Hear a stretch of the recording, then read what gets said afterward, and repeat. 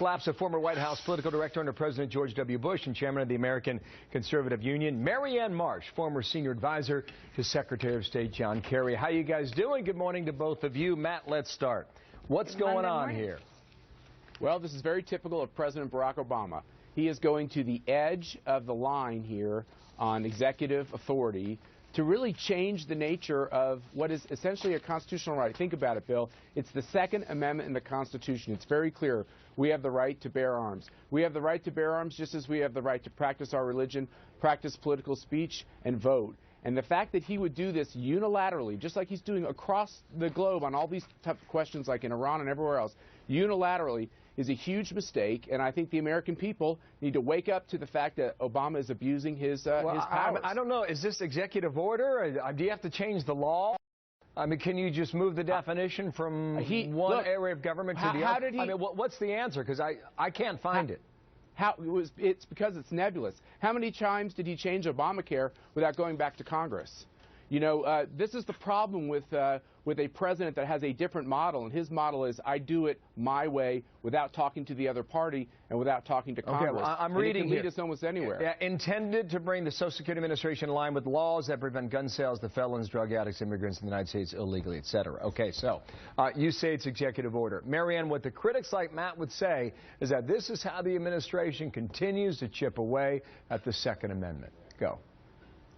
This isn't chipping away at anything. This is already the law. So there's no line here. The line is they're making sure that every federal agency with jurisdiction is making sure that everyone's in compliance, period, end of sentence. And by the way, more importantly, it's just common sense. If somebody can't take care of themselves, what on earth makes you think they can take care of a gun? You wouldn't leave a child with someone who couldn't care for themselves, whether it was a parent, a grandparent, a sibling, anyone else. Why would you leave them with a gun? So the real problem here is the Republicans, who did nothing on gun control, nothing about Obamacare, nothing about Iran, nothing about immigration, and these are all problems the American people want fixed, and instead all the Republicans do is complain. Wow, Matt, so they're professional victims. You want to have a crack at that, Matt?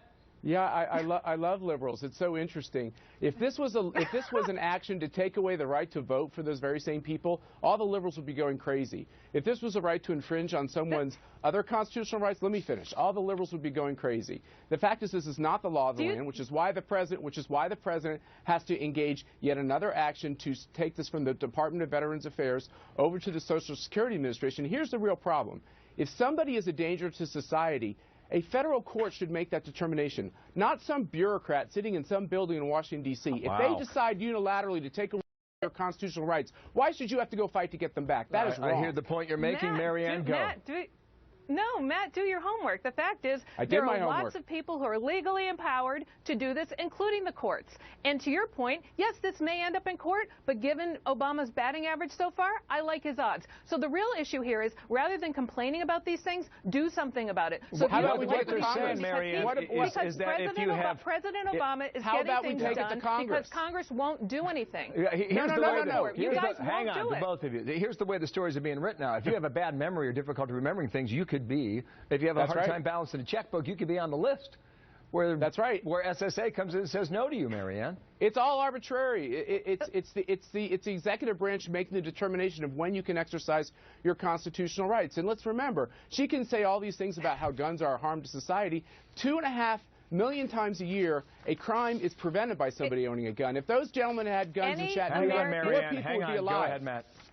More people would be alive if the right kind of people had guns. And the problem with you is that you think that less guns equals more safety, and it's not the fact. Okay, Marianne, I'll give you the last word.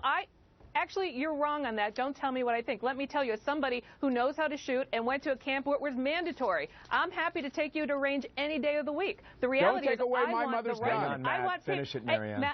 Matt, the reality here is too many people who shouldn't have guns do, and we only need to look at the last few months, weeks, and years of people who had them and look at the injury they did. This is common sense. Any regular person in this country would tell you that if a person can't care for themselves, they most certainly can't care for a gun. You can read more about this. It's on our website at foxnews.com. Make up your own mind at home or the office on your mobile device right now. Marianne, thank you. Matt, thanks to you as well. Appreciate it. Thank you. Patty Ann.